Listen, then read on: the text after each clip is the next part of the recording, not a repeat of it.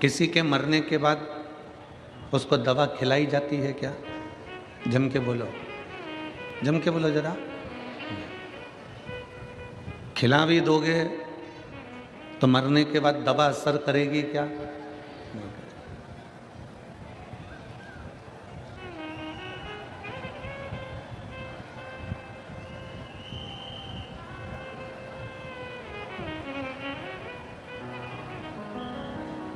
किसी के मरने के बाद दवा का असर नहीं होता। दवा असर कब करती है? जीते जी। मरने के बाद दवा का असर नहीं होगा। जैसे दवा का असर मरने के बाद नहीं होता, उसी तरह भजन का असर प्राण छूटने के बाद नहीं होता। जीते जी करो। दवा खाना है तो जीते जी खाइए, और भजन करना है तो जीते जी करिए।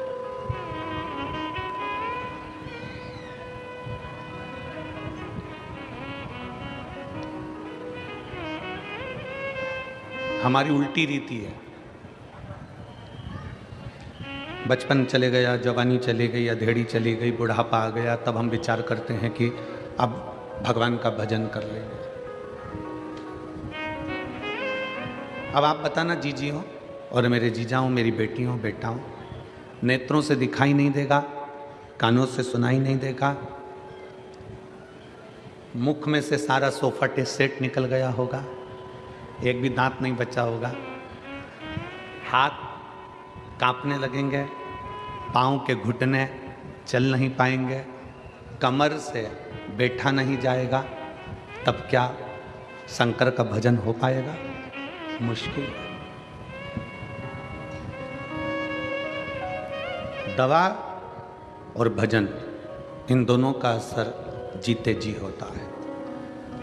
दवा भी जीते जी खा लो तो शरीर में काम आ जाएगी, और भजन भी जीते जी गा लो तो वो आखिरी तक हमारी जिंदगी में काम आता रहेगा। ये दोनों का असर।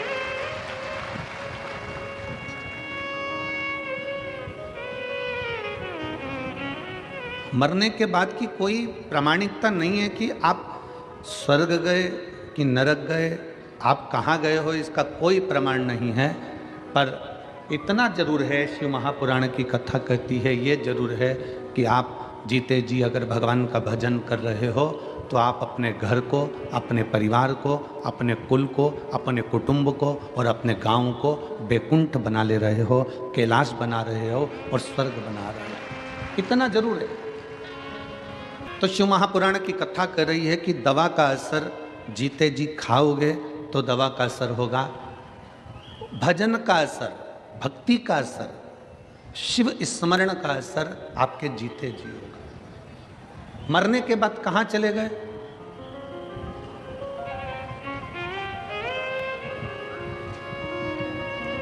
आवाज बढ़वाइए, उधर वो पीछे का पूरा बेल्ट परेशान हो रहा है बहुत देर से, थोड़ा ध्यान रखा करो।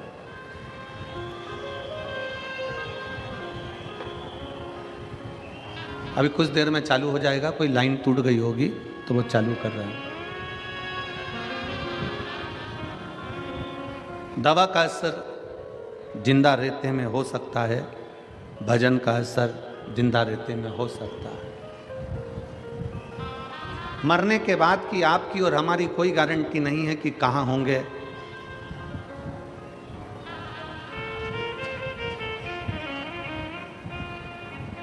पर जहां होंगे वहां हमारे शिव को याद कर रहे होंगे, इतना जरूर है।